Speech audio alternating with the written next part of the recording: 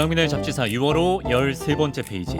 젠슨 황과 더불어 검정 재킷 하면 떠오르는 남자, 편성불량을 말짱 황으로 만들어버리는 숭실사이버대 환경안전공학과 교수로도 활동하고 계신 곽지식 작가와 함께합니다.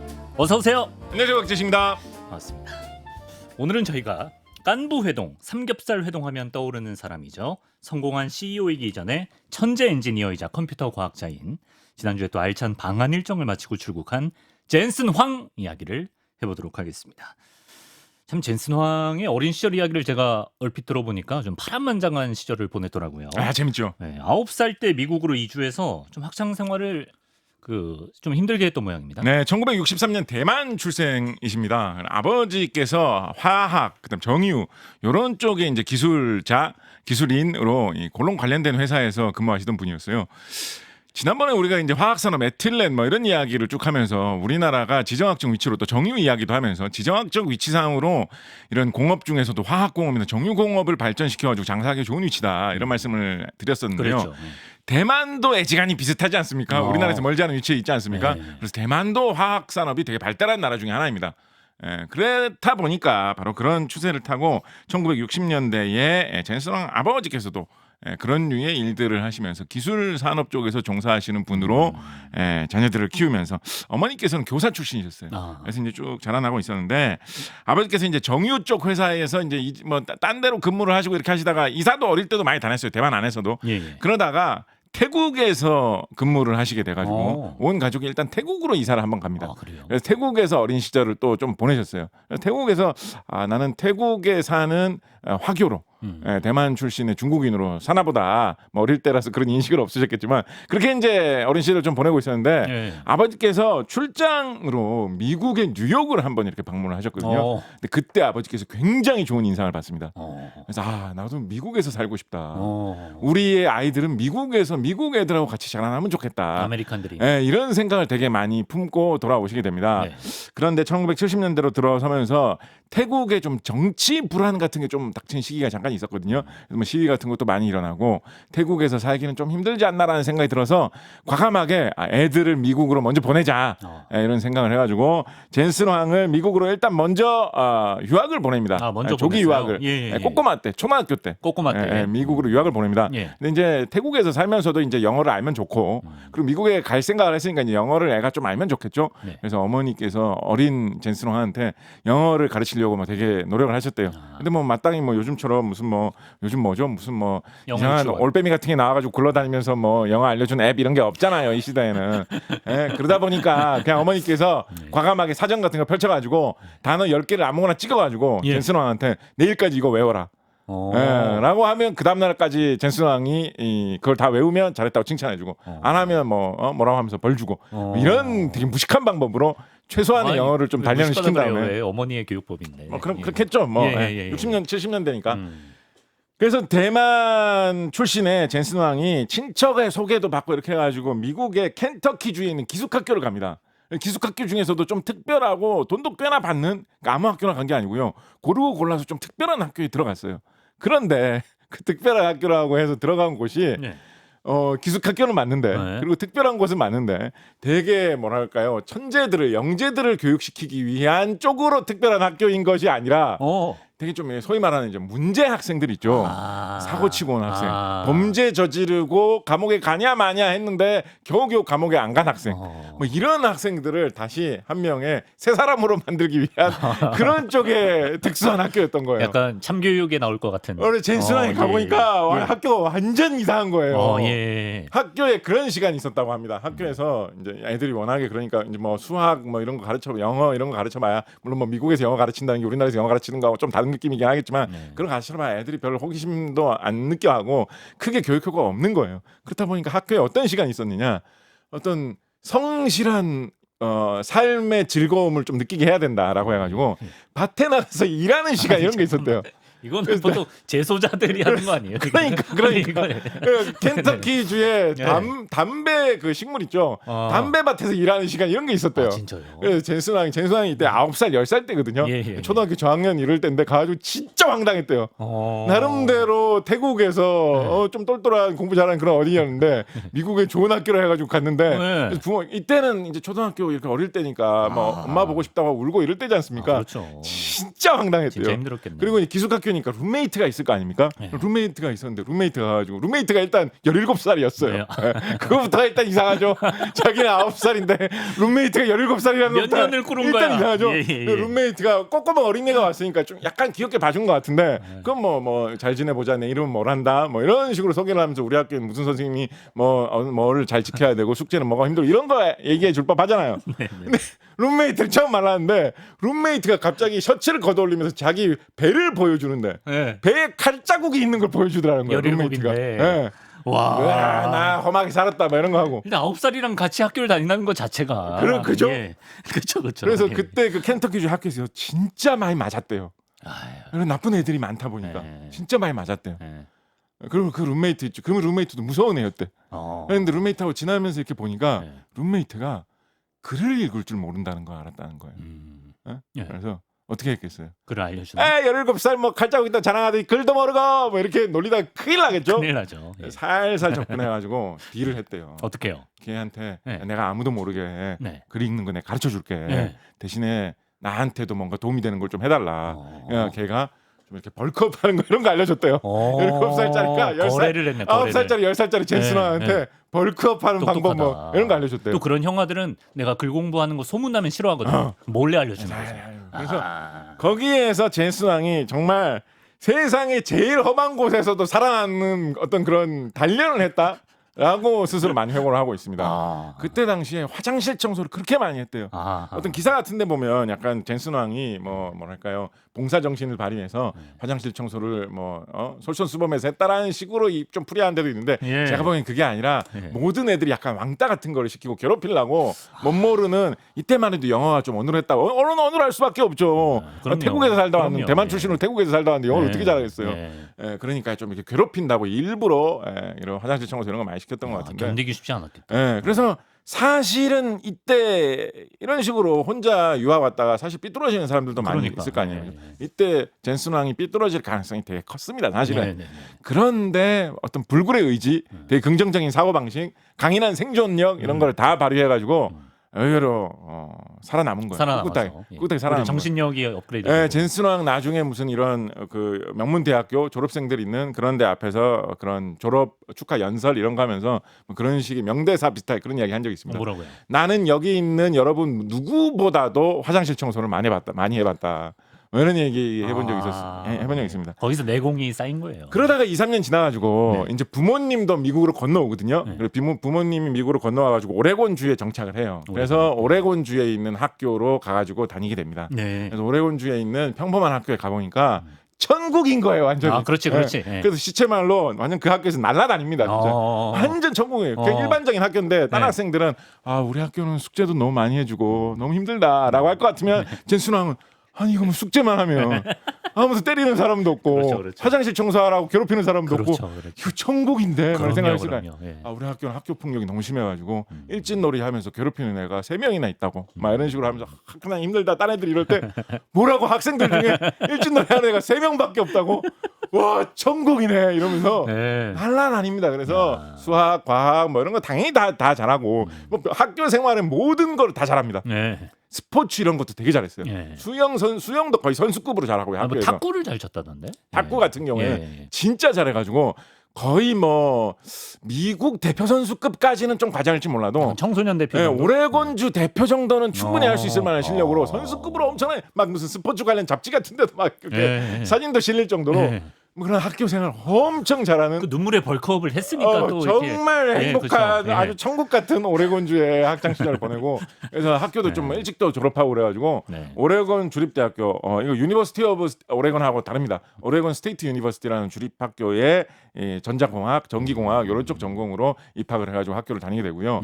그렇게 좀 그러니까 조금 조기 졸업하고 학교를 먼저 들어가고 좀 일찍 가보니까 이 젠슨왕이 회고하기로 딴 학생들은 다 어른 같은데 네. 나만 어린애 같은 느낌이었다라는 식으로 대학 시절을 회고를 하고 있거든요. 네. 근데 대학 시절에도 공부를 잘했어요. 네. 근데 이제 이렇게 좀 어린이 같은 느낌이니까 조금은 학교 생활에 좀 적응하기 어렵고 이럴 것 같은 그런 느낌도 없잖아 있었을 거 아니에요. 근데 같은 과목을 듣던 학교에 로리라는 누나가 있었다라는. 로리 누나가. 네, 로리 누나가 있었다라는. 예. 로리 누나가 아무래도 이제 나이도 좀 많고 하니까 나이가 뭐 3살인가 많든가 그래요. 예.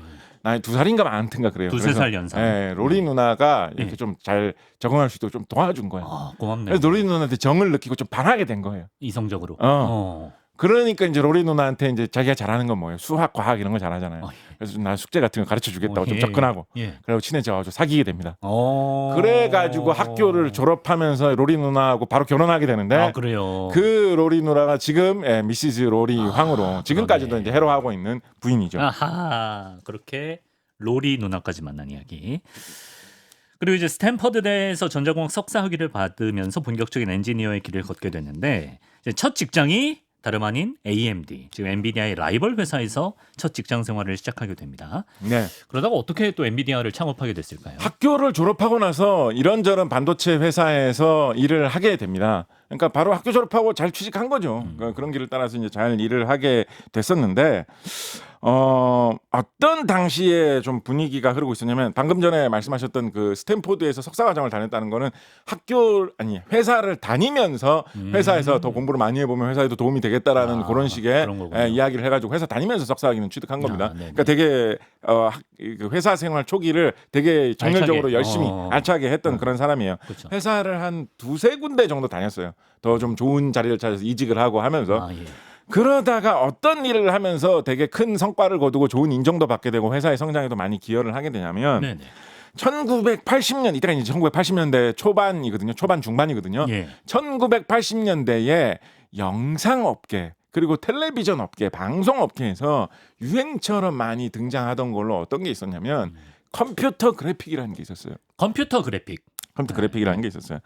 1980년대에 나온 유명한 컴퓨터 그래픽을 많이 사용해가지고 새로운 영상미를 화려하게 보여줬던 영화로 디즈니에서 제작한 트론이라는 영화도 상당히 많은 방향을 끼친 영화고요. 예. 또 제가 이제 좀 대표적으로 기억나는 이 시절에 컴퓨터 그래픽 사용한 영화로 좀 기억이 나는 게 최후의 스타 화이터라는 영화가 있었습니다. 진짜 모르겠네. The Last Star Fighter 혹시 모르십니까? 네. 이 영화 아시는 분들 많이 계실 텐데 이 내용이 뭐냐면 네. 내용이 은근히 좀 젠슨 황을 반영하는 듯한 이런 느낌도 없잖아 있습니다. 이게 뭐냐면 네. 어떤 시골 마을 출신의 어떤 젊은이가 있는데 젊은이가 막 크게 잘하는 건 없는데 뭘 잘하느냐 전자오락을 되게 잘해요. 전자오락 중에서 옛날이니까 외계의 침입자가 나타나면 우리 편 우주선을 조정을 해가지고 외계의 침입자를 물리치는 격추하는 막 그런 류의 전자오락을 엄청 잘하는 거예요. 예. 옛날 전자오락기에 보면 이렇게 기록을 세워가지고 이름 새기고 이런 게 있잖아요. 그렇죠. 그걸 기록을 다 깨고 절대 돌아다닐 수 없을 정도의 최고 1위 기록을 세운 거예요. 예. 이 청년이. 예. 근데 이제 이 영화 재밌는 게 뭐냐? 이 최고 1위 기록을 세우니까 어떤 일이 벌어지느냐? 그 안으로 들어가나? 아니요. 그거보다 그럼요. 훨씬 더 놀라운 일이 벌어집니다.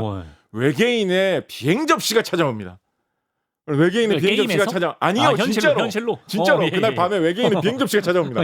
거기서 외계인이 딱 나타나더니 그 오락기는 그 전자오락 게임은 사실은 우리가 설치해 놓은 우주선 조종사 선발용 시험 기기였다라고 하면서 네가 최고의 성적을 발휘했다는 거는 진짜 우주선을 조종할 수 있는 실력도 있다라는 것이기 때문에 우리가 지금 악의 제국과 맞서고 있는 은하 저편의 우주 전쟁에 네가 투입돼서 싸울 만한 자질이 있다는 거다. 우주 전쟁에. 네가 진짜로 우주 전쟁에서 우리를 위해서 용사로 싸워 주겠느냐라고 하니까 주인공이 아니 우주를 구하기 위해서 막 도전해가지고 우주 저편으로 우주선을 타고 날아가고 이런 희한한 영화거든요. 이 영화에서 컴퓨터 그래픽을 대폭 도입했어요. 그래서 80년대 이렇게 컴퓨터 그래픽을 도입하는 게 유행처럼 불어닥칩니다. 심지어 그렇다 보니까 텔레비전 방송 같은 데서도 여러분 좀 기억나실 거예요. 요즘도 그런 거 많이 하는데 이 시기에 옛날이라는 게 60년대 70년대 이럴 때는 하다못해 뉴스를 시작할 때도 그냥 뭐 예를 들면 9시 뉴스다라고 하면 9시 뉴스 이렇게 화면에 자막이 크게 나오면서 열심히 일하는 그런 사람들을 보여주면서 기자들을 이렇게 보여준 다음에 그렇죠. 아나운서가 앉아있는 모습을 딱 시작하면서 보여주면서 뉴스를 시작하겠습니다. 이런 식으로 많이 시작을 했는데 맞아요. 80년대 정도 들어오면서 컴퓨터 그래픽이 도입이 되면서 약간 유행이 바뀌어가지고 무슨 뭐 이 전 시가지 같은 걸 보여주다가 시가지에서 빛 같은 게 올라가는데 그 빛이 하늘에서 막 모양이 점점 바뀌면서 그렇죠. 9시 뉴스 CBS 이런 글자로 바뀐 다음에 3차원으로 막 이렇게 회전을 하면서 그게 막 쫙 달려가면서 그렇죠. 하늘을 향해서 막 떠오르면서 그렇죠. 타이틀이 이렇게 딱 제목이 나타나고 그게 이제 싹 없어지면서 9시 뉴스가 시작되는 막 이런 거를 사람들이 이거 진짜 미래적이고 첨단 기술 느낌 나고 멋있다라면서 사람 되게 많이 쓰게 되거든요. 그래서 그런 거를 만들어주는 기술이 유행을 하게 됩니다. 근데 이때만 해도 80년대 컴퓨터 그래픽의 초창기였기 때문에 이런 거를 만들기 위해서는 되게 값비싼 전용의 좋은 그런 기계들이 필요했어요. 그렇다 보니까 그런 값비싼 전용 기계들에 들어가는 특수한 반도체를 만들어주면 좋겠다라는 그런 도전적인 수요들이 이때 나타나던 시기거든요. 네. 젠슨 왕이 그런 일을 하면서 성공을 좀 거뒀어요. 아이고 설계된 제품이 좋네.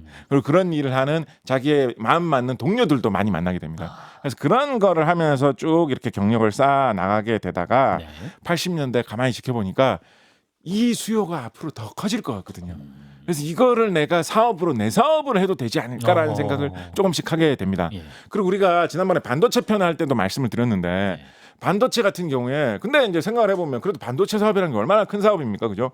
갑자기 예를 들어서 우리가 뭐 기술 사업을 한다라고 해도 내가 애지간한 뭐 첨단 제품을 만드는 무슨 뭐 전자제품 만드는 회사에서 열심히 일하고 있다가 첨단 자동차를 비행기를 만드는 회사에서 일하고 있다가 아유 나 이제 회사 다니는 것보다는 내 사업하고 싶다라고 할 때 나가서 뭐 치킨집을 차린다든가 이런 거를 생각하기가 쉽지. 그렇지. 반도체 사업을 내가 하나 차려보겠다라는 거를 생각하는 거는 사실 좀 어려운 일이잖아요. 그럼요.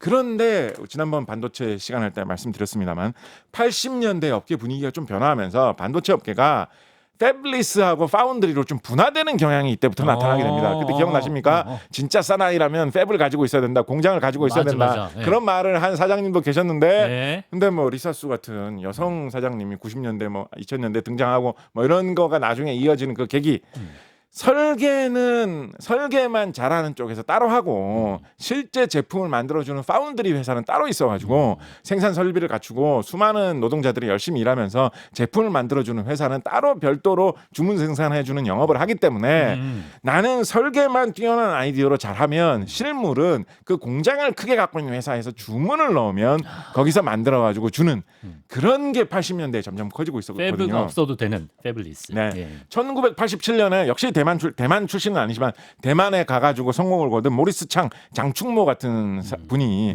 그 대만을 대표하는 파운드리 업체를 처음 세운 거 그것도 1980년대 일이었거든요. 기억이 납니다. 네, 그러니까 그때 일을 하면서 아니 뭐 야 공장을 얼마나 크게 지어야지 반도체를 만들 수 있는데 네가 무슨 반도체 사업을 어떻게 해?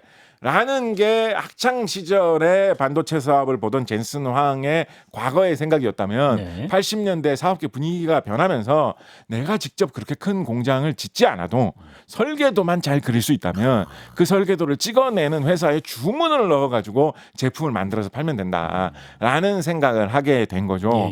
더군다나 이제 90년대로 넘어오면서 90년대 젠슨 황이 생각을 하게 된 거예요. 지금 이렇게 뭐 영화사라든가 텔레비전 방송국 같은 데서 화려한 첨단 그런 컴퓨터 그래픽을 보여준다고 하는 수요 때문에 반도체 그 칩을 그런 그래픽을 위한 반도체 칩을 조금씩 만들어가지고 비싼 값에 팔리는 그런 사업에서 내가 좋은 경험을 거뒀는데 앞으로는 일반 소비자도 이런 거를 대량으로 살 수 있게 되지 않을까라는 생각을 90년대 들어서 스물스물 하게 된 거예요. 왜냐하면 그때 당시에 컴퓨터 게임이 발전하고 있는 모습을 본 거예요. 특히나 마침 이 젠슨 왕 회사를 창립하던 1993년도에 하필이면 공교롭게도 그때 나왔던 역사적인 컴퓨터 게임으로 뭐가 있었냐면 둠이라는 컴퓨터 게임이 있었습니다. 둠. 존 카맥이라는 사람이 자기 친구 딴 존하고 같이 협력해가지고 만들었던 게임이 이 존 카맥 전설적인 컴퓨터 프로그래머 중에 한 명이고 이분 이야기도 재밌는 이야기 할 게 많은데 존 카맥 이분이 전체적인 컴퓨터 프로그래밍 실력으로 둠이라는 게임을 만들었는데 둠이라는 게임의 특징은 뭡니까? FPS 1인칭 시 퍼스트 퍼슨 슈터라고 하죠. 1인칭 시점에서 내가 지금 화면을 정면으로 보고 있는 것 같은 화면을 보여주면서 거기를 돌아다니면서 이렇게 총싸움을 하는 게임이 둠이었거든요. 요즘도 슈팅 게임은 전형적으로 그렇죠. 요즘도 총싸움 게임은 그런 식으로 많이 나오죠. 그죠? 근데 둠이 이런 방식의 게임을 도입을 해가지고 되게 큰 성공을 거뒀어요. 근데 이런 게임을 실감나게 보여주려면 3차원 컴퓨터 그래픽 기술을 많이 발전시켜가지고 거기에 특화된 계산을 잘할 수 있어야지만 더 빠릿하게 움직이는 더 정밀하고 매끄러운 그림을 보여줄 수가 있거든요. 그래서 사실은 이 90년대 초만 하더라도 대부분의 이런 게임이라는 거는 게임 전용으로 나온 게임기에서 하면 더 그림이 예쁘고 더 부드럽게 잘 돌아갔습니다. 그렇겠죠. 예, 그 흔히 이제 콘솔이라고 하는 전용 게임기에서 하면 잘 돌아갔습니다. 그런데 둠만이 좀 약간 예외에 가까웠어요. 그래요? 둠은 컴퓨터용으로 나온 게 제일 깨끗하고 멋지게 잘 돌아갔어요. 그래요? 게임기판으로 나온 둠들을 해보면 90년대 초에 게임기판으로 나온 둠들을 해보면 뭔가 좀 어색해. 뭔가 하나 좀 부족해. 일반 가정용 컴퓨터에서 오히려 일반 가정용 컴퓨터에서 오히려 더 부드럽게 잘 돌아갔어요. 무슨 차이죠 그게? 그러니까 컴퓨터가 갖고 있는 그 계산 능력을 최대한 많이 활용을 해가지고 예전 사람들이 생각했던 그런 3차원 컴퓨터 그래픽을 보여주는 거는 옛날 사람들은 잘 생각을 못했을 거 아니에요. 근데 그거를 뛰어넘는 새로운 수학 계산을 이용을 해가지고 그림을 보여주는 부분들이 많이 있었거든요. 그렇다 보니까 계산을 하는데 특화되어 있는 컴퓨터에 되게 잘 돌아가는 그런 게임이었어요. 하필. 그래서 그런 분위기 속에서 젠슨 왕과 그 동료들이 생각을 했던 거예요. 앞으로 기술이 더 발전하면 그런 배경이 그때 당시에 이미 스물스물 다른 여러 가지 게임에서 좀 보이고 있었습니다. 앞으로 이런 류의 게임이 더 많이 나오면 이 3차원 CG를 보여주기 위한 그 계산을 잘할 수 있는 전용 반도체를 개인이 게임을 하기 위해서도 집집마다 하나씩은 사게 될 거다라는 생각을 하면서 자신만의 반도체 회사를 이 그래픽용 반도체 회사 어떻게 보면 게임의 그래픽을 좋게 하는 거를 목표로 하는 반도체 회사를 차렸는데 그게 젠슨왕 반도체 회사의 시작이었고 그런 얘기 있습니다. 어떤 얘기요? 반도체 회사를 차리면서 이제 회사를 설립을 하려고 하니까 법인 형태로 설립을 하려고 하니까 그때 당시에 이제 법에 따르면 $200를 자본금으로 넣어야지 최소한도로 회사를 설립할 수가 있었다라고 변호사가 얘기를 해주더라는 거예요. 그래서 젠슨 왕이 자기 주머니를 이렇게 뒤져보니까 $100짜리가 2개인가 있어가지고 $200가 마침 현금 있었다라는 거예요. 현금을 다 털어가지고 $200를 내고 회사를 이제 하나를 설립했는데 친구 2명과 같이 설립을 했거든요. 친구 2명한테 가가지고 야, 난 회사 설립하는데 돈 $200 냈어. 너희도 똑같이 $200씩 내라고 해가지고 각자 $200씩 3명이 각출을 해가지고 자본금 $600로 시작한 회사가 젠슨 왕의 반도체 회사의 출발이었다라고들 이야기를 합니다. 엔비디 땡이 $600 자본금으로 시작했다. 그렇습니다.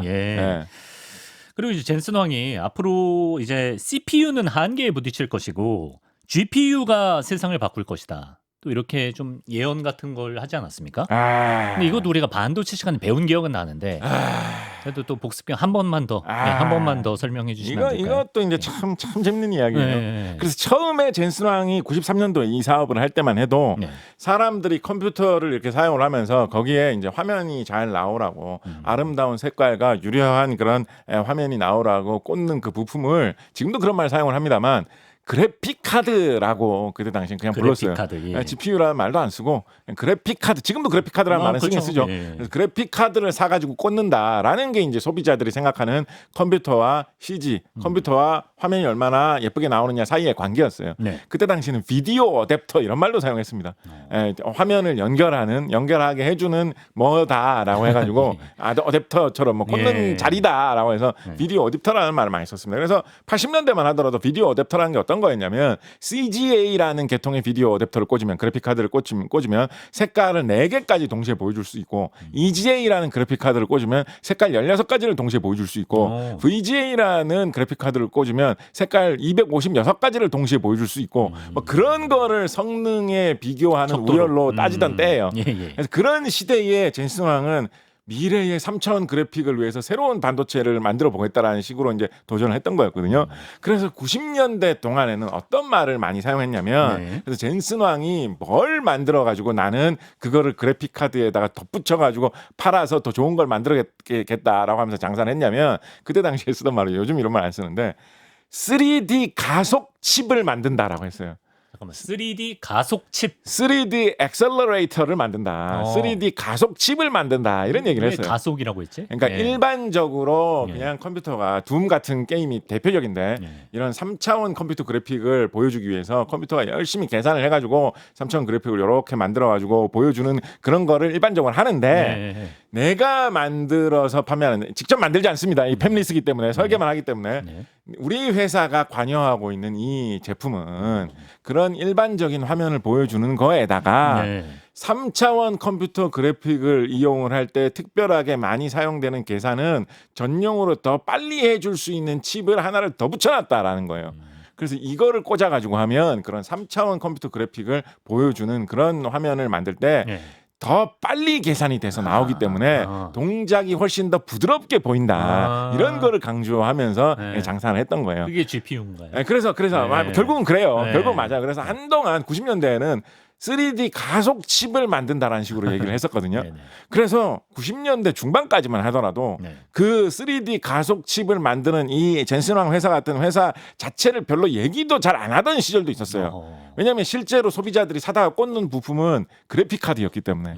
그래서 그래픽 카드 회사들이 지금도 있습니다. 요즘 뭐 대만 회사들이 되게 잘하고 있죠. 네. 홍콩에 뭐 본사 있는 회사도 좀 하고 있고 한데 그때 당시 90년대는 우리나라 한국 그래픽 카드 회사도 있었어요. 그래서 그때만 하더라도 그 그래픽 카드 회사 이름을 막 거론을 했었거든요. 어느 회사에서 만든 그래픽 카드가 좋다. 어느 회사에서 나온 그래픽 카드가 좋다. 뭐 이런 식으로 이야기를 했었거든요. 네네. 근데 이제 그 기사를 자세히 읽어보면 한국의 무슨 그래픽 카드 회사 그래픽 카드는 왜 좋냐? 거기는 뭐 256개의 색깔을 동시에 보여줄 수 있는 그런 칩도 달려 있고 젠슨 황이라는 사람이 미국에서 설립한 회사에서 새롭게 만든 3D 가속 기능을 갖춘 칩도 달려 있기 때문에 여러 가지 게임을 할 때 화면이 다 부드럽게 나온다더라. 뭐 이런 식으로 이제 이렇게 약간 곁다리 비슷하게 예. 일반적인 그래픽 카드 하나 얹어주는 칩을 그런 하나를 느낌이네. 만드는 네. 그런 느낌으로 젠슨 황이 이 제품 만드는 사업을 좀 하던 시절이 좀 있었어요. 네. 근데 이제 90년대 점점 진짜로 젠슨 황이 내다본 대로 네. 젠슨 황의 동료들이 생각을 했던 대로 네. 컴퓨터 그래픽을 따질 때 네. 사람이 어떤 컴퓨터가 더 좋은 컴퓨터냐 이런 걸 따질 때 게임의 화면이 3차원 컴퓨터 그래픽으로 얼마나 부드럽게 잘 나오느냐를 다들 많이 따지기 시작한 거예요. 그러다 보니까 점점 이 그래픽 카드라는 부품에서 제일 중요한 게 3D 가속 칩이 되는 그렇게 되는 그런 거죠. 시대로 쓱 넘어오게 됩니다. 예. 그래서 이제는 이제 말이 좀 바뀌게 된 거예요. 무슨 회사에서 만든 뭐 그래픽 카드를 꽂는다. 어느 나라에서 만든 그래픽 카드를 꽂는다. 그게 중요한 게 아니라 3D 가속 칩 중에 뭐가 달려 있는 칩을 꽂는다. 젠슨왕 회사에서 만든 최신 버전의 그 칩이 달려 있는 그게 지금 얼마로 나왔는데 그거를 내가 꽂는다. 이런 걸로 사람들의 눈에 이 초점이 예. 싹 이동을 하게 된 거죠. 예. 상징적인 사건이 1999년에 있었는데요. 예. 1999년에 바로 그 둠을 개발했던 존 카맥이라는 사람이 마찬가지로 같은 회사에서 참여를 해가지고 직접 개발하면서 만든 퀘이크 3라는 게임이 있었어요. 퀘이크 3. 네, 그 게임도 마찬가지예요. 네. 퀘이크 3 아레나라는 게임이죠. 그 예. 게임도 마찬가지예요. 이렇게 사람이 1인칭 시점으로 내가 직접 눈으로 보는 것 같은 그 화면을 3차원 컴퓨터 그래픽으로 보면서 돌아다니면서 이렇게 총싸움을 하는 그런 게임이거든요. 그리고 이 퀘이크 3의 약간 라이벌 게임 비슷하게 언리얼 토너먼트라는 게임도 나왔어요. 언리얼 시리즈 중에 언리얼 토너먼트라는 게임도 나왔었는데, 네. 근데 이 두 게임이 그래서 그때 당시 되게 인기였습니다. 언리얼 토너먼트도 총싸움이에요? 네, 마찬가지예요. 예. 같은 장르의 게임이에요. 예. 근데 두 게임이 그때 당시에 되게 서로 라이벌 게임이었었거든요. 네네네. 그래서 막 패가 막 갈리고 막 이랬어요. 애들끼리 막 야, 총싸움 게임은 퀘이크 3가 진짜 진국이지. 둠 네. 때부터 내려오는 전통 몰라? 그러면 아우, 이 냄새나게 쉰내나게 무슨 그런 옛날 게임 하냐고. 새로운 감성으로 나온 언리얼 시리즈의 최신작인 언리얼 토너먼트가 진짜 제 맛이지. 언리얼 토너먼트 잘하는 사람 진짜 게임 잘하는 사람이지.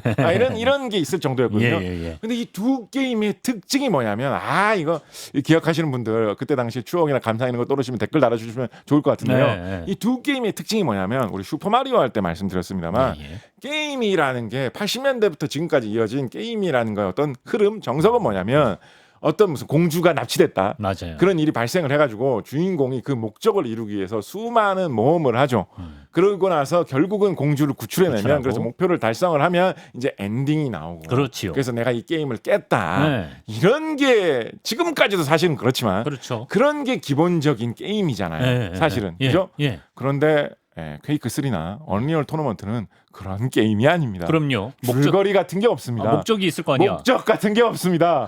그냥 최종 보스가 있을 거 아니야. 그런 게 없습니다. 그러니까 굳이 찾아보자면 있기는 있는데 예. 그런 게 중요하지 않아요. 그냥 다 쏴제 끼는 거예요. 그냥. 뭐냐 그냥 예. 이런 규칙이 있고 예. 맵이라고 하죠. 싸울 수 있는 그냥 배경이 나옵니다. 예. 거기에 들어가가지고 예. 그냥 서로 생존 경쟁을 하는 거예요. 그래서 누가 이겼냐, 누가 마지막까지 살아남았냐 이런 걸로 해가지고 1위를 뽑고 그래서 1위가 나오죠. 네. 그럼 이번 판은 네가 1등 했네. 한 번 더 붙자. 그거를 그냥 반복하는 거예요. 그렇다 보니까 어떻게 하면 좋겠어요? 온라인으로 네. 친구들끼리 서로 경쟁을 하면서 그래야 재밌겠네. 혹은 세계의 여러 순위를 겨루는 사람들끼리 서로 모여가지고 이렇게 겨루는 마치 어떻게 보면 뭐 바둑이나 장기 비슷하게 그런 줄거리를 따라가는 게임이 아니에요. 네. 그래서 감동적인 줄거리 속에서 게임 속에서 어떤 반전을 경험하고 드디어 공주를 만나는구나. 드디어 감동. 이렇게 새로운 세계가 펼쳐지다니 놀랍다. 이런 게 아니에요. 예. 그냥 서로 경쟁하면서 싸우는 거. 예. 공교롭게도 케이크3도 그렇고 언리얼 토너먼트도 그렇고 경쟁하던 1999년 요때 나온 게임들이 다 그런 방식이었거든요. 예. 그렇다 보니까 이게 컴퓨터 그래픽의 이 세세한 차이가 더 중요해진 거예요. 무슨 뭐 게임의 어떤 스토리로 감동을 그럴 주고 수 이런 게 있겠다. 없잖아요. 그럴 수 있겠다. 그러니까 화면이 얼마나 더 부드럽게 나오느냐. 그렇지. 그리고 연락이 뛰어나오면서 서로 경쟁을 하면서 친구들하고 서로 싸우는데 네. 친구 컴퓨터는 부드럽게 돌아가면서 막 움직임이 다 막 나오는데 내 컴퓨터에서 막 뚝뚝 끊기게 나와. 이러면 얼마나 짜증나겠어요. 그죠? 그렇겠네. 그러니까 이런 게임을 접하면서 사람들이 네. 당시에 그래서 퀘이크3가 얼마나 부드럽게 나오느냐를 가지고 그래픽 카드의 성능을 따지는 척도로 엄청 많이 활용했습니다. 그렇군요. 예. 그래서 이런 시대적 배경하고 딱 맞아떨어져 가지고 사람들이 이 3차원 컴퓨터 그래픽을 더 부드럽게 보여주는 게 뭐가 있을까? 이거에 되게 집중하는 그런 시대였거든요. 네. 근데 이거를 잘할 수 있는 데가 바로 젠슨왕 회사였잖아요. 3D 가속 칩. 그래서 99년에 네. 젠슨왕 회사에서 신제품 가속 칩을 내놓으면서 예. 새로운 뭐랄까요? 이거 말장난이라고 하면 좀 젠슨왕 회장님께 좀 미안하고 네. 새로운 용어를 개발합니다. 예전에는 3D 안 보실 거예요. 이거. 예전에는 보실지 모르죠. 보실 거예요. 한국에 자주 왔다 갔다 하시는 분이기 예. 때문에 모릅니다. 요즘 이제 그런가? 인공지능으로 요즘 번역도 잘 되는 거기 때문에 회동 좀 한번 하시죠. 검색하셨다 은근히 살짝 보실지도 모릅니다. 예. 어떤 말을 지어내냐면 컴퓨터에서 항상 제일 중요하다고 생각하는 제품은 CPU잖아요. 전에도 한번 말씀드렸지만 그래서 옛날에 내 컴퓨터는 286이야, 내 컴퓨터는 386이야, 내 컴퓨터는 486이야 라고 하던 게 다 CPU가 80286이 달려있느냐, 80386이 달려있느냐, 80486이 달려있느냐를 말하는 게 내 컴퓨터를 일컫는 대표적인 말이 될 정도로 Central Processing Unit, CPU라는 부품을 컴퓨터에서 제일 중요한 부품으로 다들 생각을 했거든요. 그래서 네 컴퓨터 뭔데? 라고 하면 내 컴퓨터 CPU는 뭐고 뭐 하드디스크 용량은 얼마고 그래픽 카드는 뭐가 꽂혀 있다 이런 식으로 사람들이 설명을 했거든요. 엔비디아에서 사람들이 한참 3D 그래픽에 게임 그래픽에 되게 신경을 많이 쓰던 이 99년에 네. 자기가 새롭게 개발해서 내놓는 제품은 더 이상 3차원 사실은 같은 건데 3차원 그래픽 가속기가 아니라 그래픽 프로세싱 유닛 GPU다 라고 이름을 붙여서 발표를 하기 시작한 거예요. 뭔가 패러다임을 바꾼 것 같지만 사실 뭐 알맹이는 사실 똑같은 제품이야. 알맹이는 똑같죠. 사실 그게 같은 제품인데 성능은 더 좋은데 성능은 좋은데 그냥 같은 일을 해주는 제품인데 그게 MV1이에요? 아니에요. 그거 아니에요? 그래서 그렇게 해서 나오는데 MV1은 처음에 초기에 나왔다가 말하면 그 얘기 한번 할까요? 뭐 말아먹은 게 하나 있었죠. 예. 이 젠슨왕 회사에서 처음에 그래서 나는 이제 그래픽 반도체를 만들어가지고 한번 크게 성공을 해보겠다라고 해가지고 야심차게 멋진 그런 반도체를 만듭니다. 기능도 되게 많고 그때 당시로는 사람들이 되게 초창기였던 환상적인 이 3차원 컴퓨터 그래픽 이런 거를 가속시켜줄 수 있는 그런 기능도 붙여놓은 그런 멋진 칩을 만듭니다. 심지어 이 칩은 기능이 다양하게 있어가지고 그래픽용 칩으로 만든 건데 심지어 음악을 관리해주는 기능까지도 있었어요. 음악을 심지어. 관리한다. 그러니까 음색을 제대로 만들어주고 뭐 소리를 처리하고 이런 기능까지 같이 다 때려 넣어놨어요. 이 칩 하나만 하면 다 된다고. 최고의 칩이라고 막 이런 식으로 만들어가지고 만들어 제품을 발표를 했거든요. 그래서 나름의 어떤 특성과 장점이 있는 제품이었어요.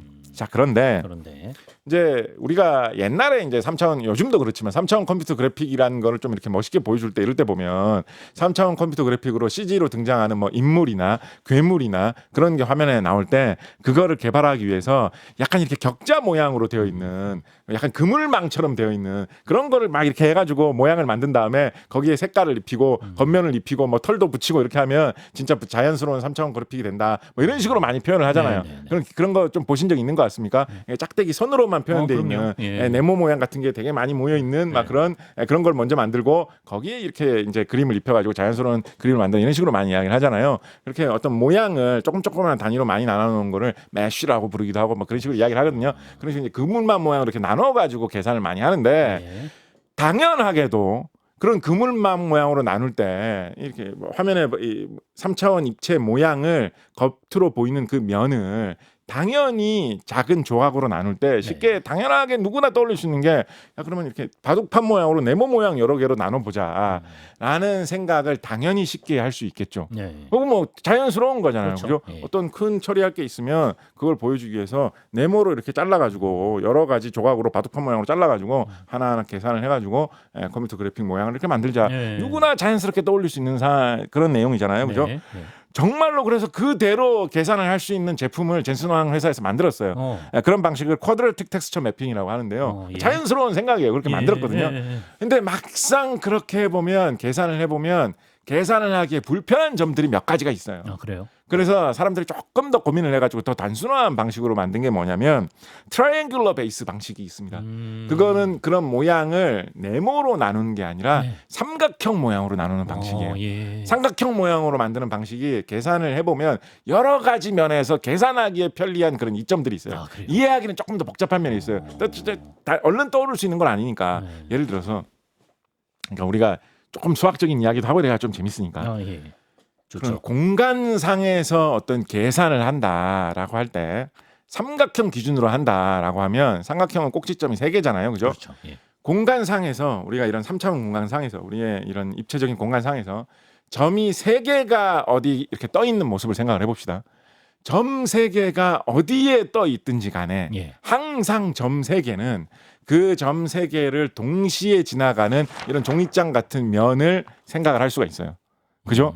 그렇죠. 점이 어디에 있던지 간에 이렇게 면을 이렇게 잘 이렇게 기울이고 해가지고 싹 이렇게 하면 그 3개를 동시에 지나가게 할 수가 있어요. 그죠? 그래서 하나의 면으로 점 3개가 있는 삼각형은 항상 덮어가지고 계산할 수가 있어요. 그렇죠? 이 정도는 뭐 한 초등학생, 중학생 정도 수학 실력만 있어도 생각을 할 수가 있죠. 그죠? 그죠? 점 4개는 안 되나? 점 4개는 점 하나의 위치가 어긋나 있으면 하나의 면으로 못 덮을 수가 있어요. 면이 그죠? 안 되는구나. 자, 점 3개가 있어가지고 그 3개를 동시에 지나가는 면을 하나 덮었다고 칩시다. 그런데 네 번째 점이 그 면 바깥에 어디 찍혀 있다고 쳐봅시다. 그러면 그 점은 이 내가 덮었던 이 종이장 같은 면이 종이를 꾸기면 되는데, 그러니까 꾸기면 되지만 안 꾸기면 안 될 수도 되잖아요. 그죠? 있어요. 그래서 그런 게 점 4개를 이용하는 방식, 사각형을 이용하는 방식이 더 복잡하다라는 거예요. 그래서 이게 제품을 만들다 보면 진짜로 그래서 이렇게 사각형 방식을 이용하는 젠슨왕이 처음에 생각했던 방식, 그 젠슨왕 팀이 처음 생각했던 방식, 그 방식으로 하면 진짜로 이렇게 꾸긴 모양 같은 게 나오는 수가 많이 있습니다. 진짜로 아닌 게 아니라 그 방식으로 만든 게임 같은 걸 하다 보면 게임이 그래픽이 깨질 때가 있잖아요. 깨질 때 보면 이렇게 꾸긴 모양이 진짜 나올 때가 있어요. 그렇다 보니까 이게 사람이 처음 떠올리기 쉬운 방식이고 계산할 때 부드럽게 생각하기 좋은 방식이지만 컴퓨터로 계산을 처리하는 방식에 그럴 때는 삼각형이 유리한 점이 많이 있거든요. 그런데 젠슨왕이 제품 먼저 만들었기는 한데 마이크로소프트 같은 이 소프트웨어 업계의 거물들 있잖아요. 빌 게이츠 사장님이 그때도 사장님이었죠. 그런 사람들이 운영하던 이 소프트웨어 개발하는 사람들이 이 점 3개 삼각형 이용하는 방식을 기준으로 채택을 해버린 거예요. 사실 후발주자인 거죠. 그렇죠. 사실은 사실은 약간의 차이로 후발주자인데 그 방식을 표준으로 선택해버린 거예요. 그러니까 이 사각형 방식으로 잘 해가지고 할 수 있다라는 게 별 장점이 아니게 된 거예요. 그러네요. 더군다나 여러 가지 기능을 야심차게 너무 많이 때려놓는 바람에 가격이 비쌌거든요. 그런데 이때 당시에 컴퓨터를 사용하는 소비자들은 컴퓨터는 지금도 그런 게 있습니다만 컴퓨터는 자기 마음에 맞게 게임기하고는 다르게 자기 마음에 맞게 여러 가지를 조합하는 걸 좋아하잖아요. 나는 뭐 CPU는 어느 회사 제품에 뭘 달고 그래픽은 어느 회사에 어느 정도로 달고 뭐 용량은 뭐 램 용량은 어느 정도로 갖고 싶고 뭐 이런 거를 사람들이 선택하는 걸 좀 좋아하는 그런 경향이 있단 말이에요. 계시더라고요. 그런데 젠슨왕이 만든 제품은 우리 반도체 안에 뭐 음악 기능도 달려 있고 뭐 소리 기능도 달려 있고 그러니까 가격은 그러니까 비쌀 수밖에 없거든요. 근데 그걸 사람들이 또 별로 안 좋아하는 거예요. 그래서 제품이 뭐 몇 개 팔렸다더라 뭐 2,000개가 팔렸다든가 3,000개가 팔렸다든가 그냥 아는 사람의 그 동네의 일부 사람들만 좀 약간 관심 가졌을 정도로 부도 직전까지 갔다고 완전 망하게 됩니다. 파산 직전. 그래서 그 제품이 망하고 큰일 나가지고 다 털어먹고 뭐 회사가 이제 월급 나가는 거 생각을 하면 이제 6개월 정도 장사 더 하면 망할 것 같다. 이제 조금 과장해가지고 한 달 정도 쓸 돈을 남긴 상태로 나는 경영을 하던 시절이 있었다. 뭐 이런 시절이 있었다라고 이야기를 하거든요. 그런데 이제 그걸 딛고 이제 살아남은 거죠. 아까 그 GPU는 그 이후라는 거죠? 그 이후의 일이죠. 90년대 중반 일이니까. 그러니까 이때 당시에 젠슨왕이 그런 생각 많이 하지 않았겠습니까? 어떤 생각이에요? 내 켄터키주 학교 다닐 때 진짜 그 험한 데서도 내 살아남았는데 이거 뭐 돈 좀 없다고 뭐 세상 크게 되는 거 아니다. 그럴 수 있어. 내 살아남아야지. 그러니까 젠슨왕이 네. 그래서 그러니까 기술적으로 되게 뛰어난 인물인데 많은 사람들이 이런 배짱 경영수완 이런 거를 좀 높이 사기도 하거든요. 네. 근데 이제 뭐 꼭 그러면 뭐 어릴 때 맞아야지 경영을 잘하느냐 뭐 이런 건 아니겠지만 자양분이 되는 그런 식으로들 많이들 이야기를 합니다. 이야기가 재밌으니까. 예. 하나만. 예. 하나만. 예. 하세요. 하나만. 하세요. 아니 뭐 동떨어진 얘기인가요? 젠슨 황 얘기죠? 네, 예. 젠슨왕 예, 얘기. 예. 그래가지고 이제 그때 이제 그래가지고 이제 결국 살아남았는데 그때 이제 뭐 일본 게임 회사의 이리마지리 사장이 뭐 도와주고 뭐 이런 이야기도 재밌는데 한번 찾아보시고요. 그래서 결국 그 고비를 겪어가지고 이제 살아남았는데 네. 살아남아가지고 이제 99년에 새로운 GPU라는 제품을 이제 판매를 내놓으면서 네. GPU는 이제 어감이 라임이 CPU하고 뭔가 동급인 라임이잖아요 말이. 그렇죠, 그렇죠. 그래서 이제 사람들한테 은근히 그런 생각을 준 거예요. 컴퓨터를 살 때 예전처럼 나 이제 새 컴퓨터는 486으로 사야지 CPU만 따지면서 살 게 아니라 GPU도 따지면서 살아. 지금 GPU 따지는 시대야. 그런 거를 느낌을 은근히 준 거죠. 예. 그러면 이제 사람들이 거기에 돈을 더 많이 쓸 수 있게 되니까 고급 제품, 비싼 제품 잘 팔 수 있게 된다라는 식으로 이제 그렇게 생각을 한 거고 네. 그렇게 해서 개발한 최초로 GPU라는 이름을 붙여서 팔았던 그 반도체 칩의 브랜드 이름을 뭘로 잡았냐면 네. G-Force라는 그런 이름으로 잡았어요. G-Force. G-Force 시리즈들이 쭉 있습니다. 네네. 그래서 G-Force가 도대체 무슨 말이냐에 대해서 여러 가지 이제 이야기들이 있는데요. 네네. G-Force라는 말 무슨 말? G-E-Force라고 썼거든요. 그래서 G-Force라는 무슨 말이냐면 여러 가지. GPU의 G 아니에요? 그러니까 근데 네. G가 그냥 G가 아니라 GE라고 쓴다는 GE? 게. 예. 그래서 GE-Force라고 해가지고 예, 예. 도대체 뭐냐 여러 가지 설이 분분했어요. 그게 뭘까요? 일설이 아니라 이제 어감상으로는 어떤 느낌도 있냐면 이거 참 그러니까 이게 이제 게임 시장 이런 걸 생각하면서 이제 개발해서 이런 이름이 나온 건데 네. 우리나라에서 이걸 아시면 이제 건강에 신경 써야 될 나이시긴 한데 우리나라에 옛날에 유행하던 텔레비전에서도 방영해서 유행하던 그런 애니메이션 중에 일본에서 만들어진 애니메이션으로 독수리오 형제라는 게 있었습니다. 독수리오 형제 혹시 아십니까? 저 나중에 언뜻 방영 거 보신 것 보고 같긴 하네요. 봤어요. 독수리오 네. 형제라는 게 네. 있었어요. 네. 독수리오 형제 슈파 우렁차네 이 노래를 어떻게 아세요? 소리. 네, 그런 게 있었어요. 네. 그게 원래 일본에서는 독수리오 형제가 아니라 과학 닌자 대 가차맨인가 하는 그런 거였거든요. 가차맨이라는 거였어요. 그래서 일본에서 그걸 처음 만들 때는 네. 약간 아메리칸 스타일로 멋있게 좀 이국적으로 하겠다라고 해가지고 영어에서 뭔가 알아들었다 이런 거 얘기할 때 가차 이런 식으로 얘기하지 않습니까? 네. 약간 속어로 네. 그거를 따와가지고 네. 슈퍼맨도 아니고 배트맨도 아니고 가차맨이다라는 식으로 이제 그거를 만들었어요. 네, 네. 근데 미국 사람들이 보니까 너무 웃기고 이상한 거야. 무슨 5명이 싸우는데 가차맨이 뭐야? 너무 이상한 예스맨도 거야. 아니고. 네. 그래가지고 나라마다 이걸 가차맨이라고 하는 나라가 잘 없습니다. 일본 말고는. 그래서 우리나라에서는 독수리 오형제라고 했고요. 그렇구나. 미국에서는 이거를 G-Force라고 많이 불렀어요. G-Force라고. 그게 G-Force예요. 네, 그래서 가차맨이? 그 어감을 좀 노렸을 거예요. 우리나라로 따지자면 약간 뭐 독수리 시리즈 내지는 그러네. 오형제 시리즈 약간 이런 의미로 나온 게 G-Force였고요. 네. 그러네요. 이 회사에서 나중에 막 회고담 비슷하게 살짝 나온 이야기로는 그런 이야기도 합니다. G-Force의 이 GE는 지오메트리의 약자다라는 설명도 합니다. 지오메트리 도형, 네. 기하학 이런 네. 뜻이지 않습니까? 네. 지오메트리. 네. 그러니까 여기에 아, 이건 어떤 왜 젠슨 황이 속 시원하게 말해주면 끝나는 지오메트리 거네. 설이 이제 정설이긴 예. 하죠. 아, 그래요? 근데 예. 이제 이게 지오메트리 포스라고 하면 여기에 이제 사실은 좀 한이 느껴지는 게 좀 보이죠. 사각형 방식 택했다가 망했던 그렇지. 삼각형 방식으로 가야 그렇지. 했었는데 망했던 그게 좀 보이는 그런 느낌이 있죠. 예. 그래서 지포스 시리즈를 이제 내놨는데 내놨어. 네. 우리가 시간이 얼마나 있죠? 아이 참. 아, 제가 게스트가 이런 생각하게 하는 건 참 잠깐만, 좋은 일단, 진행자가 아닌데. 일단 중요한 이야기부터 10분 드리겠습니다. 10분. 아 예? 하여튼 일단 중요한 이야기부터 예. 말씀드리면 예. 그래서 이 컴퓨터 그래픽, 게임 그래픽 쪽에서 이런 GPU를 만들어가지고 계속 잘 팔면서 성공을 쭉 했었어요. 성공을 쭉 했었었는데 네. 2000년대 초중반 정도 돼가지고 사람들이 어떤 생각을 했냐면 이 GPU가 계산을 하는 게 화면에 여러 가지 그런 입체 도형들이 삼각형들이 많이 움직여가지고 입체 도형을 이루는 걸 보여주기 위해서 단순한 계산을 동시에 여러 개 한꺼번에 많이 할 수 있는 그런 방식의 기능을 잘 갖추고 있었거든요. 네. 그래서 다른 분야에 컴퓨터 그래픽하고 전혀 상관없고 게임하고도 전혀 상관없는 분야에서 여러 가지로 계산을 작업을 하던 사람들이 이렇게 뛰어난 계산을 할 수 있는 그런 부품이 있으면 그 부품을 활용을 해가지고 컴퓨터 그래픽 만드는 계산뿐만 아니라 전혀 다른 딴 계산을 시켜도 되지 않을까라는 생각을 하는 사람들이 하나둘 등장하기 시작했었습니다. 예, 어떤 거요? 이게 제 개인적인 이야기를 말씀드리면 네. 이때 당시 이제 저도 이제 이 비슷한 거를 좀 연구를 하고 있었는데 예. 저는 이제 화학 분야에서 이런 연구를 하고 있었거든요. 예. 그래서 화학 분야에서 최첨단 컴퓨터를 이용해서 어떤 연구를 할 수 있느냐 뭐 그런 거에 대해서 이것저것 하고 있었는데 근데 이제 잘 보니까 화학 분야 중에 이것도 이야기 길게 해보면 재밌는데 축약해서 화학 분야에서도 잘 살펴보니까 이런 식으로 간단한 문제지만 동시에 여러 가지를 계산을 할 수 있는 기능을 이용을 하면 크게 도움될 수 있는 분야가 있는 것 같다라는 생각을 좀 했었어요. 예를 들어서 우리가 약으로 쓸 수 있을 만한 약효가 나타나는 물질을 한 1000개 정도를 발견했어요. 네. 생각을 해봅시다. 네. 1000개 정도를 발견했어요. 그 1000개 정도 약효가 있는 물질을 사람한테 먹였을 때 부작용이 어떤 물질이 심하고 약한지를 이제 따져봐야 될 거 아니에요. 그렇죠?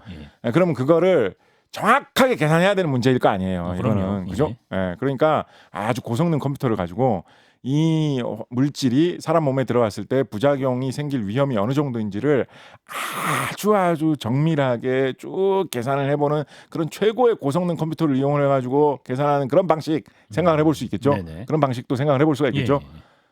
그런 연구를 해볼 수도 있지만 그렇지. 예.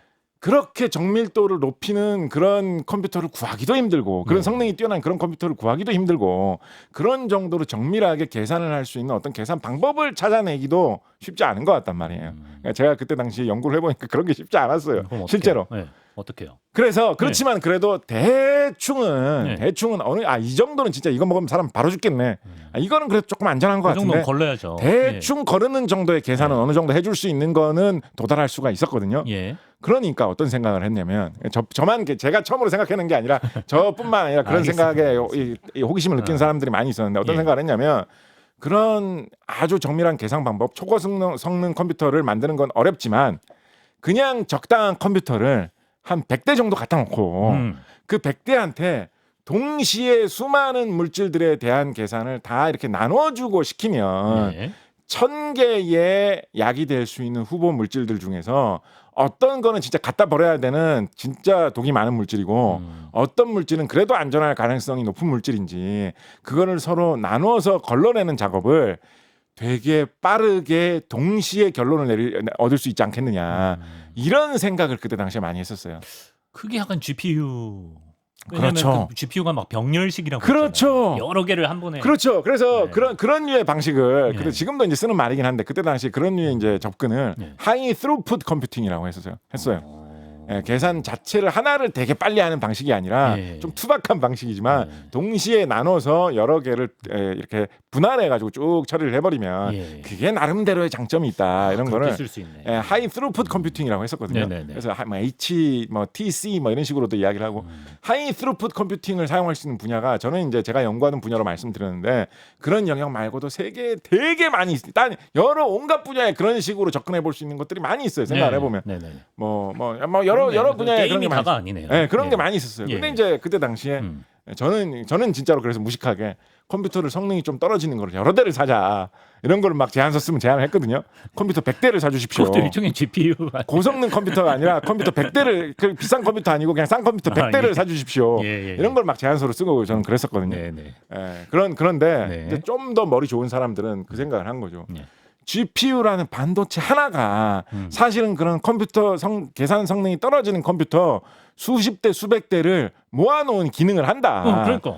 더군다나 그거는 우리가 특별히 주문 생산해서 제작을 해야 되는 제품도 아니고 컴퓨터 게임할 때 쓰라고 이미 젠스랑 회사에서 양산을 해가지고 저렴한 가격에 그냥 막 뿌리고 있다. 그래서 그거를 사다가 쓰면 전용으로 무슨 특수 칩을 설계를 해가지고 막 우리 인공지능 계산 전용으로 뭘 만들고 할 필요 없이 그냥 게임 한다고 사서 쓰는 제품 사다가 그냥 써서 돌리면 그 역할을 할 수 있다라고 해가지고 그거를 뚫어보려는 희한한 사람들이 생긴 거예요. 그래서 제가 실제로 그거 보고 되게 감탄했던 기억이 나는데 2000년대 초에 그래서 그때 당시 어떻게 하느냐 그런 부류의 계산을 할 수 있는 그런 거를 이제 생각을 하는 거예요.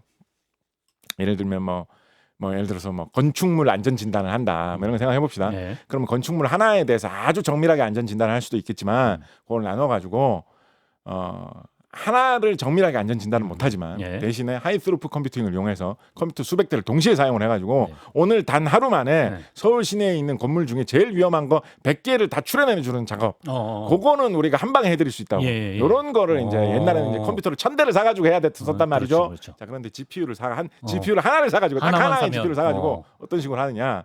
그 지금 건축물의 안전에 대해서 분석을 하는 그 계산을 열심히 이 수학을 연구를 해가지고. 어떤 그림을 그려달라는 문제를 바꿉니다.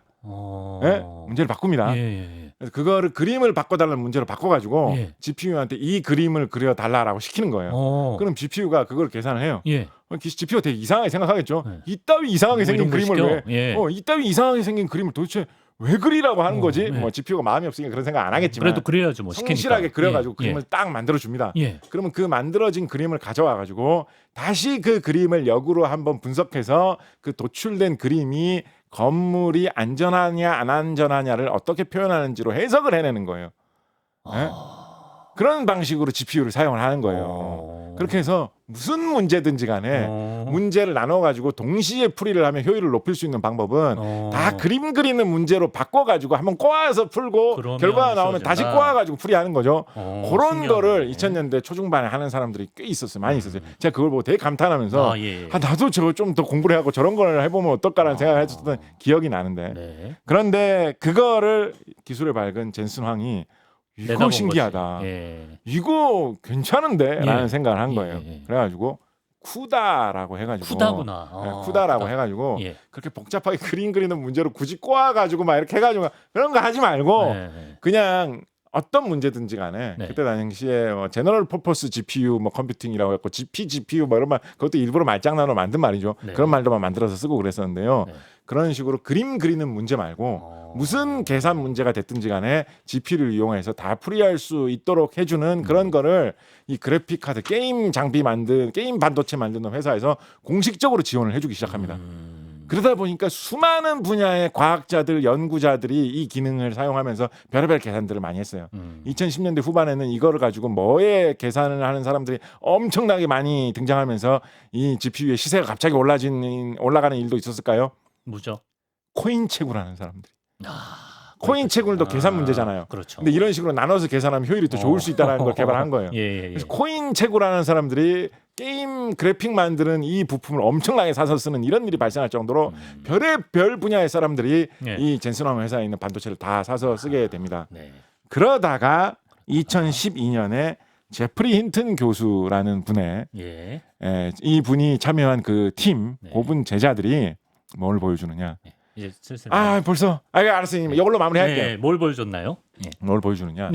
이때 당시가 지금과 같은 이런 인공지능의 유행이 오기 전인데 뭐 저기 알파고가 2015년, 16년 그때니까 그렇죠. 그때보다 살짝 전이죠, 그죠? 살짝 전인데 2012년도에 사람들이 인공지능에 대해서 아직은 그렇게 빵 터진다는 생각을 좀 못하던 때예요. 그렇죠. 그런데 그때 당시에 그래서 인공지능 한다라는 사람들이 서로 대회를 만들어가지고 겨루는 걸로 어떤 게 있었냐면 ILS VRC라는 게 있었어요. ILS VRC. 그게 뭡니까? 이름이 이렇게 알아듣기 힘들다라는 것부터가 인공지능에 대해서 별로 관심이 없었다는 뜻이죠. 그렇죠. ILS VRC라는 게 뭐냐면 사진을 아무거나 보여준 다음에 그 사진이 뭘 찍은 사진인지를 컴퓨터가 이야기하게 해주는 그런 거였어요. 그래서 고양이 사진을 보내주면 이 사진은 고양이입니다.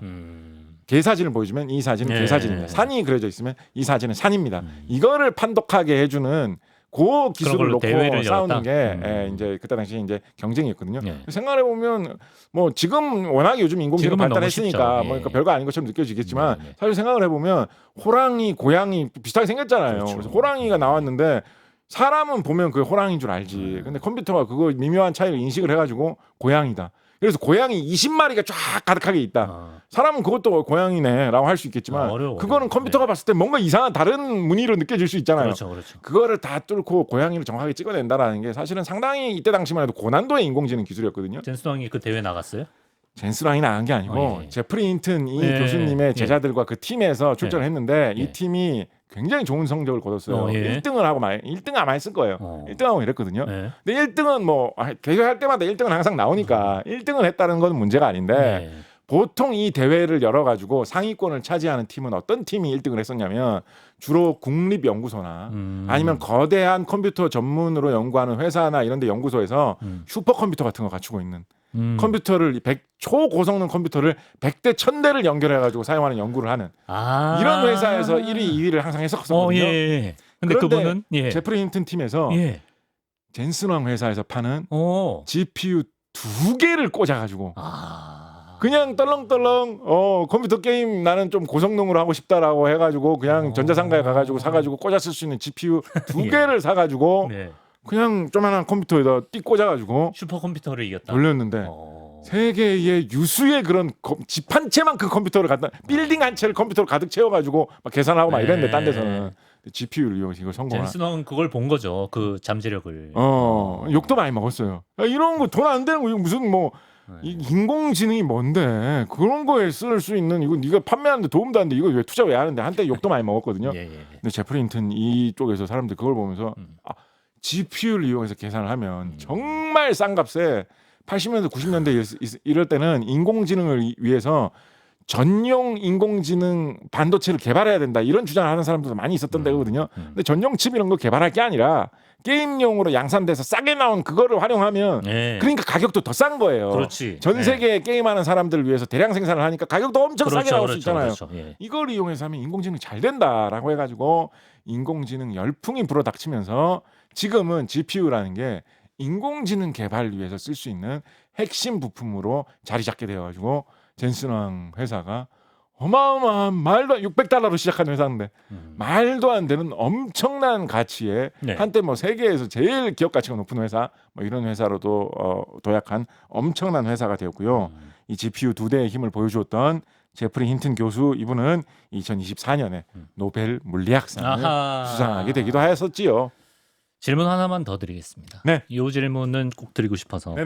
젠슨왕은 왜 이렇게 한국 시장에 공을 들이나요? 이번에도 지금이 바로 한국의 시간이다.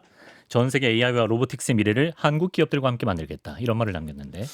이분이 이제 막 용산 전자상가에서 막 일부러 막 영업도 하고 막 그랬잖아요. 젠슨왕 이분이 90년대 말 2000년대 초에 그때 이제 GPU의 시대가 왔다. G-Force 막 이러면서 막 이렇게 막 폼 잡았을 때 그때 폼은 그렇게 잡았지만 한 번 말아먹은 적도 있고 이렇게 자기가 뭐 세상을 다 지배한다라는 그런 생각을 쉽게 하기가 어려웠을 때였거든요. 그랬겠죠. 참고로 그때 당시 되게 탄탄한 경쟁 상대도 있었어요. 또 추억의 누구지? 이름인데 90년대 말 2000년대 초에 기억하시는 분들은 부두라는 브랜드 기억하시는 분들이 있었을 겁니다. 부두 벤시 뭐 이런 저는 부두 벤시라는 제품 되게 좋아했던 기억인데 부두라는 시리즈가 이 딱딱 경쟁사였어요. 옛날 말로 3D 가속칩 만들던 부두 이 회사에서는 그래서 GPU라는 말 좀 잘 안 썼어. 그렇겠지. 왜냐하면 이거는 경쟁사에서 자존심 상하니까. 부두 브랜드에서는 이 말 잘 안 썼어요. 우리는 계속 3D 가속칩 만들어요. 뭐 이렇게 하면서 만들었었는데 부두가 사실은 초기에 좀 더 잘 나갔어요. 좀 더 잘 나갔어요. 그래서 경쟁이 되게 치열했거든요. 그렇다 보니까 특히 이제 게임 업계에서 경쟁이죠. 이게 결론부터 말씀드리면 부두는 초기에 등장한 데였기 때문에 부두는 그러니까 뭐가 없을 때 자기가 만든 3D 가속칩을 꽂고 이거를 이용해서 부드럽게 게임이 잘 나오게 하기 위해서는 이렇게 게임 프로그램을 만들면 됩니다. 라고 하면서 게임 프로그램 만들 때 필요한 그런 다른 프로그램들, API라고 하죠. 이런 것들을 자기들이 자체적으로 만들어가지고 게임 프로그램 만드는 사람들한테 이렇게 협조를 막 해줬어요. 그래서 이 부두 이쪽에서 만든 그 프로그램을 글라이드라고 부르거든요. 그래서 글라이드가 초기에 많은 사람들이 쓰던 거였어요. 그게 이제 그게 어떻게 보면 주류였어요. 대세인 거죠. 근데 이제 젠슨왕은 어떻게 보면 부두한테 좀 밀리고 있었잖아요. 근데 젠슨왕은 한번 대인 적이 있잖아요. 그래서 그랬는지 뭐 이 부두 회사에서 자체적으로 만들고 그런 것도 있지만 빌 게이츠 형님 쪽은 어떤 걸 하지? 이런 걸 본 거예요. 그래서 가만 보니까 업계 표준으로 딴 여러 회사들이 자기들끼리 만든 표준으로 이런 프로그램을 사용하자 이런 게 좀 있는 거예요. 그래서 젠슨왕은 그쪽에 걸었어요. 우리는 자체적으로 뭐 게임 프로그램을 잘 만들기 위해서는 이런 거를 사용하세요. 이런 거 협조하기보다는 업계 사람들이 표준으로 쓰는 거를 잘 이렇게 지원해주겠다고. 글라이드의 마수가 닿지 않는. 그렇죠. 그러니까 경쟁하기 위해서 그렇게 한 거예요. 그러니까 그렇게 하면 이제 효율성은 조금 떨어질 수 있겠죠. 왜냐하면 자기 회사에 만든 칩에 딱 떨어지는 자기 회사에서 개발한 거를 그대로 주는 게 아니니까 빌 게이츠 형님 회사에서 만든 그런 딴 침 만들 줄도 모르는 애들이 뭐 그걸 이용해서 게임을 이렇게 만들면 잘 나온다고 아우 답답해 이런 것도 있었겠죠. 그렇지만 그걸 계속 지원해 준 거예요. 그러니까 누가 이길지 사실은 알기 힘든 싸움이잖아요. 네. 근데 젠슨 왕이 간발의 차이로 서서히 그거 말고도 뭐 여러 가지 그때 당시에 젠슨 왕 회사가 이긴 이유를 여러 가지로 말하는 사람, 이 이유를 딴 분석을 하는 사람들 많이 있는데 고생해가지고 경쟁을 해가지고 이겼거든요. 그러다 보니까 젠슨 왕 이분이 이거를 이기려고 진짜 별의별 생각을 고민을 진짜 많이 했어요. 어떻게 하면 진짜 이길 수 있을까. 근데 그때 당시에 세계 그러니까 젠슨 왕 최대 고객이 게임사 쪽이잖아요. 그러니까 게임 시장을 엄청 유심히 봤어요. 특히나 컴퓨터 게임 하는 사람들이 이거에 관심이 많으니까 컴퓨터 게임판이 어떻게 돌아가는지를 90년대 말 2000년대 초에 되게 유심히 그때 봤거든요. 우리나라 스타크래프트 다 하던 시대 그러니까. 아닙니까? 그런데 한국 게임판이 진짜 이상한 거예요. 그때 당시에 말씀하셨듯이 세계 최초로 우리나라에서는 프로게이머라는 사람들이 리그를 만들어가지고 그걸 게임을 하면 그거를 전용으로 중계를 해주는 케이블 텔레비전 채널이 있고 게임이 크게 한번 개최가 되면 사람들이 막 몇만 명이 와서 관람을 하고 이런 그때 당시에 외국 사람들이 보기에는 약간 정신 나간 문화 같은 게 막 피어오르는 진짜 그런 게 막 많이 있었어요. 그죠? 그리고 그때 당시에 지금은 좀 이제 뭐 중국이나 이런 데서 워낙 잘하니까 슬쩍 이렇게 좀 분위기 바뀌기도 했었는데 그때 당시에 우리나라에서는 세계의 딴 나라들은 조금 뜨문뜨문 잘 안 하는 온라인 게임 같은 거 게임을 혼자서만 집에서 하는 게 아니라 접속을 해가지고 여러 사람이서 같이 하면서 하는 게임 그러면서 뭐 게임 속 세상을 서로 이렇게 뭐 넘나들며 서로 경쟁도 하고 이런 게 세계 어느 나라보다도 빨리 치고 나가가지고 온라인 게임을 이렇게 많이 하는 나라가 없다라는 게 세계적으로 되게 화제가 될 그런 때였거든요. 시장을 노리자. 그래서 그 시장을 노린다라는 그런 것보다도 저게 미래를 보여주는 데인 것 같다라는 생각을 한 거예요. 세계 어느 나라에서도 볼 수 없는 희한한 문화가 막 탄생하고 있으니까 미국도 일본도 유럽도 다 저렇게 가지 않을까라고 해가지고 한국 시장에 많이 관심을 가진 거예요. 그러면서 한국 시장을 보니까 실제로 한국 시장에서 미묘하게 어떻게 조금 하는 거에 따라서 갑자기 제품이 폭발적으로 잘 팔리기도 하고 젠슨 왕 회장님 그 제품 다 사자 막 이런 수요가 갑자기 폭발적으로 늘어나기도 하는 그런 역동적인 것도 되게 많이 보이는 거예요. 그래서 실제로 한국에 막 출장도 오시고 그때 당시에 용산의 전자상자 쭉 돌면서 어느 제품이 잘 팔리나 이런 거 조사하러 다닐 때 젠슨 왕 회장님이 나눠줬던 명함을 아직까지도 보관하고 계시다는 용산 상인분이 계시다고 하더라고요. 좋겠다. 그때 당시에 그 용산 그런 그 상인들하고 같이 한 시간을 추가했습니다. 1시간 오랜만에 넘어서 그래서 이제 마무리할게요. 그래서 한국에 와가지고 이렇게 보니까 지금도 그렇습니다만 그때 당시에 이제 어떻게 보면 좀 슬픈 역사하고도 연결되어 있는데 IMF 이후에 사람들이 일자리가 너무 없으니까 조그만한 창업을 많이 했단 말이에요. 가게를 많이 차렸단 말이에요. 그런데 당시에 전망이 밝으면서도 새로운 사업이면서도 노하우가 많지 않아도 뭐 식당을 열어가서 주방장 이런 거 안 해도 할 수 있는 사업으로 PC방 창업을 그때 당시 엄청나게 많이 했어요. 근데 PC방이라는 사업의 특징이 뭐냐면 보통 이제 게임을 위해서 이런 GPU를 산다라고 하면 보통 뭐 지금은 아니기도 하지만 90년대 2000년대 초로 거슬러 보면 보통 애들이 부모님한테 컴퓨터 사달라고 많이 조르잖아요. 아버지 새 컴퓨터 사주세요. 뭐 이렇게 하잖아요. 근데 그렇게 할 때는 성능이 좋은 GPU가 팔리는데 한계가 있습니다. 아버지 GPU는 50만 원짜리 달아야죠라고 하면 야 그거 달아서 게임만 많이 하려고 택도 없죠. 그렇게 좋은 거 달 필요 없어. 30만 원짜리만 해도 충분해. 이렇게 해갖고 한계가 있단 말이에요. 근데 PC방은 그게 얼마나 좋은 게 갖춰져 있느냐 가성비가 어느 정도 나오느냐 이게 경쟁이잖아요. 그러니까 가는 데만 가요. 이거를 진짜 치밀하게 분석을 해가지고 서로 좋은 제품 살려고 정말 혈투를 벌이는 거예요. PC방에서는. 그러니까 이거를 잘 보면 GPU의 미래가 보인다라는 생각을 해가지고 한국에 애정을 갖게 되었다, 관심을 갖게 되었다 이야기해 볼 수 있겠죠.